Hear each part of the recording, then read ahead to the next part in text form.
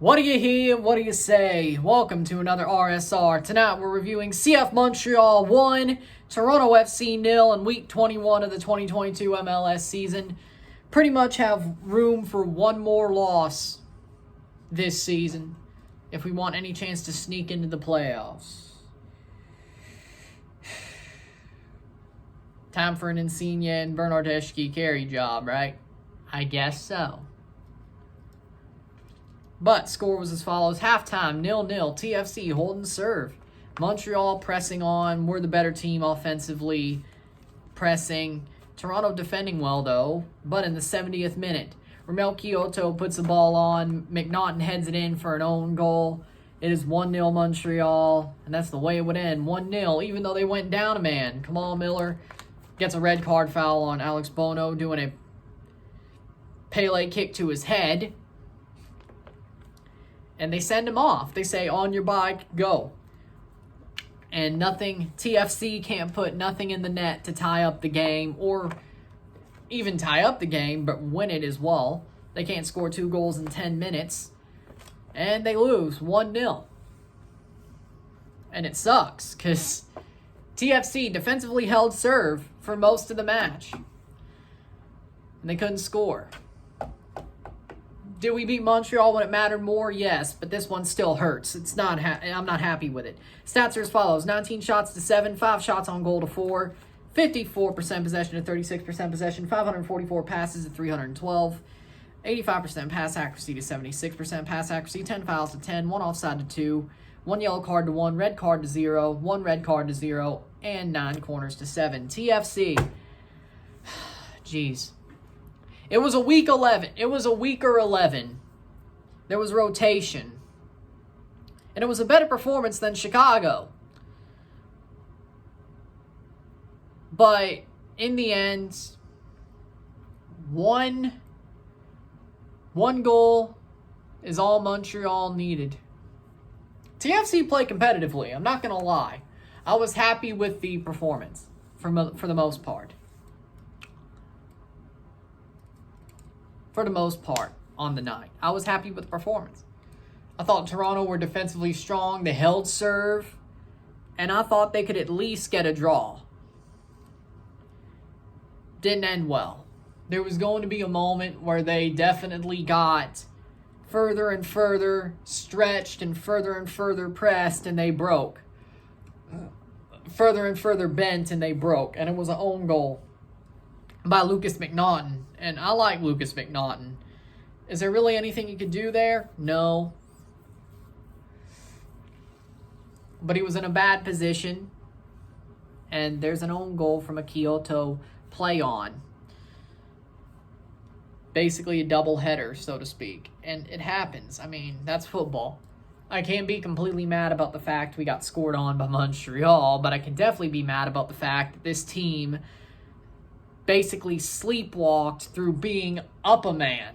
They were up a man for 10 minutes. What did they do? Sleepwalk through it. Yeah, they had a good header. McNaughton definitely had a good header to try to fix his mistake, and I'm happy he did. But most of the team sleptwalked. Crescito with some good quarters. Nobody else did anything with them. Schaffelberg and Achara come on for 4 minutes. Nothing happens. Did the ref kind of screw us a couple of times? I think he may have. That ref does suck. That ref sucked tonight. I will admit that. But Montreal did what they had to do, and Toronto couldn't answer back. Montreal, I would say, I don't know if I'd say deservedly won, but definitely earned the win, so to speak. With that being said, you look at TFC, and it's just like, geez, man. Manon, what are you going to do? This team just makes me wonder. They had a good performance. Mark Anthony Kaye looked a lot better than he did against Chicago. He looked a lot better. That's more what I want to see. I'm happy with that. Crescito, honestly, still the best player on the pitch. He is leagues ahead in quality. Even ahead of Jesus and Ayo. Crescito is quality. Amazing. Magnifico. Crescito. Wonderful footballer. Like, leagues ahead in quality. And he's not even Bernardeschi or Insigne. Yeah, he played for the Azzurri. But his biggest club was Zenit. And he's still that talented. That shows you, I think he definitely is putting the team under his wing and helping them. Could this game have been worse had he not been here? I think so. I think our defense was a lot more organized with him. I do think so. And as well, with Mark Anthony K. I think he was better in the midfield. I think Bradley helped him more. He didn't really coast through the match. Mark Anthony played forward. And I think they definitely worked a lot better together than they did on Wednesday. But was it enough? No. Do we still need Bernardeschi and Insigne? Yes. Do I think they could do a carry job plus Crescito and K plus Jimenez getting better service / IO, depending on what they do? Yeah, I definitely think there could be a carry job there. And Oso putting in his work? Yeah, I think there could be. Do I think they need to have their best game against Vancouver? Yes. Not this Tuesday, but the upcoming Tuesday. I have to say, I like what I see from Crescito. I like what I see from the team. They do have moments of figuring it out. They have moments of clarity, but is it enough? I think this team, honestly, is win against Vancouver and do enough in the rest of the season to have a better points tally than last year and finish higher than they did last year. To me, this is what the season looks like now. Because, yeah, if they only lose one game out of their last 12, 12, and they win and draw everything else, and it's more like 6, 7, 8, 9, 10, 6, 6, and 1, or 6, 1, and 6, or 7, 1, and 5. Is that good enough? It could be. So, yeah, 21-19, that's 29, 39, 40 points. 45 points, which normally is on the lower end of enough to get in the playoffs. With the way the conference is, I think they can pull it off. But with that being said, they got to be perfect. They got to be pretty much perfect through the next 13 games. The 12 league games when Insigne makes his debut, when Bernardeschi makes his debut against Charlotte and the Canadian Championship, and through that. What I want to see is a 35-point season. At this point, a 35 to 38 point, 40-point season is the bare minimum exception for me. Or accepting. I will accept that. I will accept a 10th place, 9th place finish at this point. Because, let's be honest, I like what I see from the new additions, but I think it was a bit too late. I don't think we kept our heads above water enough. And Insigne getting hurt, or his calf flaring up again, honestly said to TFC, yeah, you needed him right when you got him. Not after. Not 2 weeks after. No, not 3 matches after. We have like this much candle wick left. Or, not candle wick, but dynamite wick, right? The wick is burning, right? And once it gets to the dynamite, it's going to blow up. And not in a good way. If TFC can have a spotless end of the season, or maybe one spot, could they make the playoffs? Yes.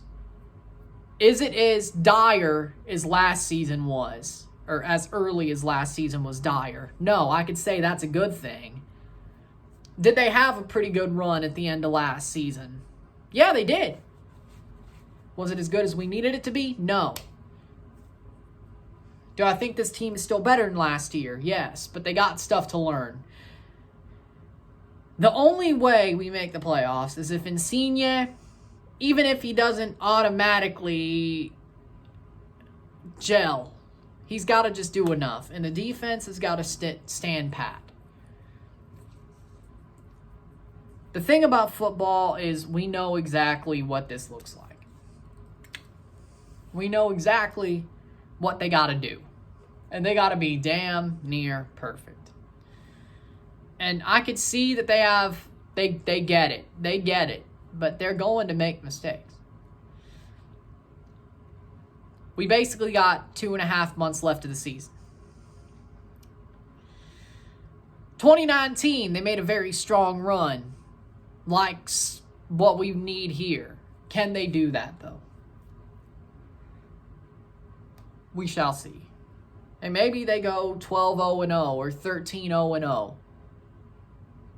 Or 10-0-3. I would love to see it. Is it going to happen? I think they could do it. It just depends. I mean, there's like a 20% chance, 25% chance that could happen. With Olhenso and Bernardeschi and Crescito and Kay, and maybe if they bring in a center back. You know what we're looking for, though, is pretty much just saying, hey, let's gel together. Let's win the Canadian Championship. Let's be gelled for the CONCACAF Champions League and announce ourselves to the world then. I think it's probably better if we just barely miss the playoffs instead of go on a run. If we build on what happened last year in the second half and we finish with 35, 40 points and miss the playoffs by like a spot or two, I think that's honestly better. Why? Because that means TFC knows. Even if they got stomped in the first round, they'd be like, okay, things are going fine. We don't really got to make many changes. Do I think they need to make that many signings? No, but they need a new center back. They need outside backs, so on and so forth. They got to be careful. They got to figure this out. And I think if they make a great run or even make the playoffs, that may say, hey, I think we have this. They've gelled together. I would like to see them prove me wrong, but, you know, even if they did make the playoffs, be like, yeah, we made the playoffs and we went pretty deep, or we got curb stomped in the first round, but we still got to make changes. I'd hope so. With that being said, though, I could see the vision. I still think of Cannavaro or Tuca be a better coach, but that's just me. But we'll see what happens. With that being said, TFC play again next weekend against Charlotte. With Insigne, with Bernardeschi at home. We'll see if that starts a run. And then Tuesday after in the Canadian Championship. We'll see what happens. With that being said, if you like this video, like it, share, subscribe. You know what it is. Tell all your friends. Hit that like button. Hit that subscribe button. Hit that big red bell notification. Once you subscribe, send super chats on the live streams. Comment on this video. Put this in playlists. Share it with your friends and family. All that great stuff. I will see you next Wednesday for a live watch along of Charlotte, or America versus Man City. Maybe Charlotte-Chelsea. I don't know. We'll see what I decide to do or what I can watch. But I'll see you for International Friendly live in RSR on Wednesday. We'll have fun with that and see what we got. So I'll see you then. I'm Ryan and I'm out. Peace. It's time to circle the wagons, because if we don't, there you go. Peace.